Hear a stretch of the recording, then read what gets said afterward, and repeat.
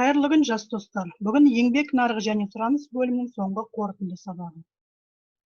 Сабағымыздың тақырыбы еңбек деген байлық бар, ерінбеген жететін.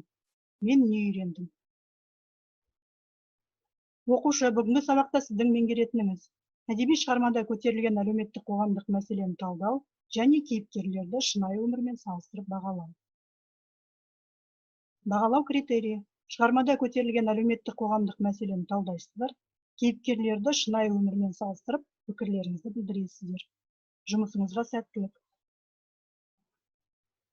Осы бөлімді оқу барысында сіздер еңбек нарығына қатысты көптеген жаңа ақпаратпен танысқан едіңіздер. Сабағымыздың басында ақылдың 6 қалпағы арқылы осы өтілген бөлім бойынша берілген сұрақтарға жауап беріңіздер. Еңбек нарығына қатысты қандай ақпарат алдыңыз?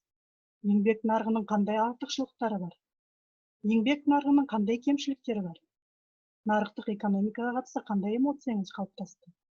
Еңбек нарығының тиімділігі неде?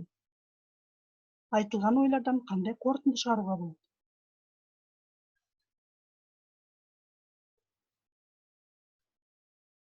Жас достар, бүгін біз Джеймс Вилланд Роджерстің екі қызына арнап жазған балаларыма өсиет, әкенің өмір сүру және табысты болу туралы сабақтары кітабынан үзінді оқимыз.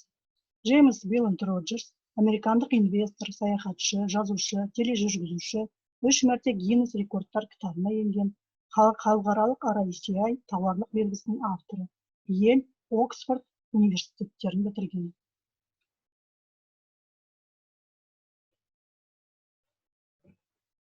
Мәтінді түсініп оқыңыз.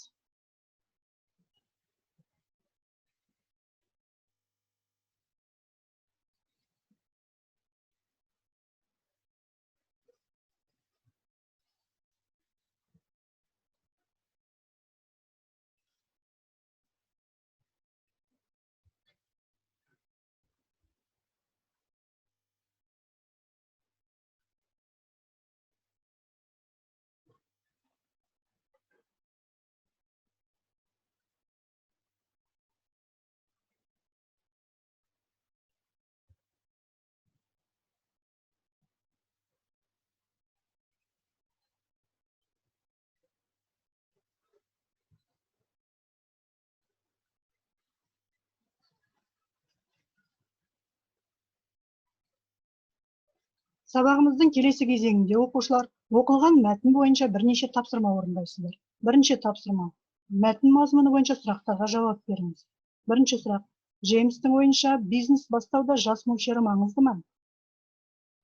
Екінші сұрақ. Кейіпкердің ойынша дүниедегі ең маңызды нәрселерді ұмыттыратын нелер? Үшінші сұрақ. Сіздің ойыңызша дүниедегі ең маңызды деген нәрселерге нелер жатады? Тапсырманың дескрипторы. Сұрақтарға толық сөйлеммен жауап бересіз. Жауап беруде мәтін ақпараттарын қолданасыз.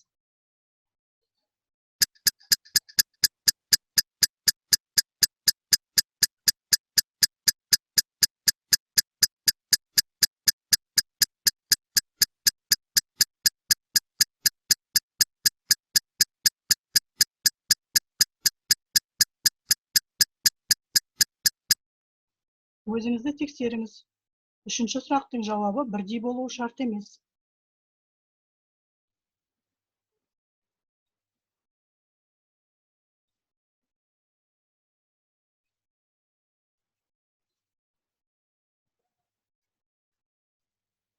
Өте жақсы. Екінші тапсырма, кестені толтырыңыз. Дескрипторды басшылыққа алыңыз. Шығарманың идеясын ашасыз, әдеби шығармада көтерілген әлеуметтік қоғамдық мәселені анықтайсыз, өзіндік көзқарасыңызды білдіресіз.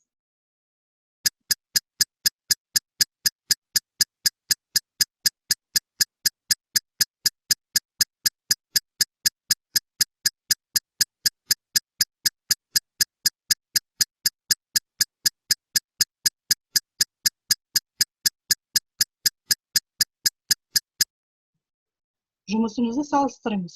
Үшінші бағанға жазған ойыңыз сіздің өз жеке пікіріңіз ретінде қала береді. Жалпы мәтін мазмұны бойынша өзіңізге ой түйсеңіз жеткілікті.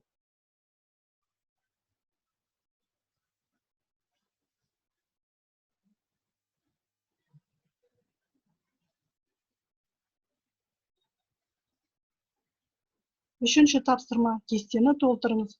Джеймс Роджерсты біздің елдің табысты адамдарынан кіммен салыстырар едіңіз? Дескрипторға назар аударыңыз. Кейіпкерді өз кейіпкерімен салыстырасыз, пікіріңізді білдіресіз.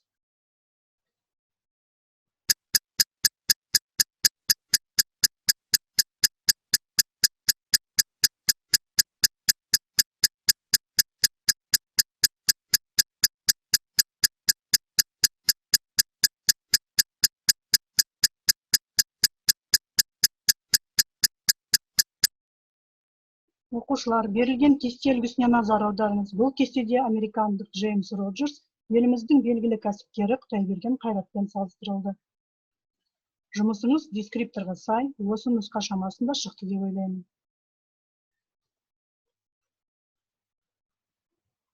Жарайсыздар.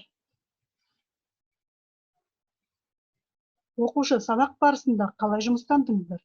Өзіңізді бағалаңыз. Оқу мақсатына жету нәтижесін иә жоқ жауаптарының бірін таңдау арқылы көрсетіңіз.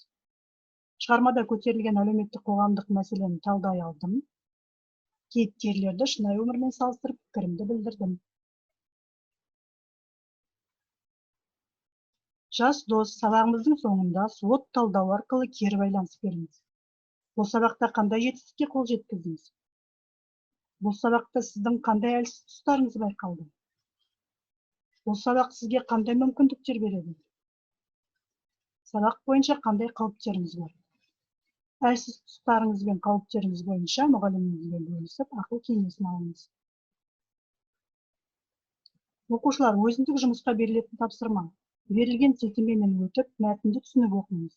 Мәтінде көтерілген әлеуметтік қоғамдық мәселені анықтаңыз, кейіпкерлерді шынайы өмірмен салыстырып, пікіріңізді білдіріңіз. Тапсырманың дескрипторы. Әлеуметтік қоғамдық мәселені талдайсыз, кейіпкерлерді шынайы өмірмен салыстырып, пікіріңізді білдіресіз. Оқушылар, сабақ аяқталды. Назарларыңызға рахмет. Сау болыңыздар.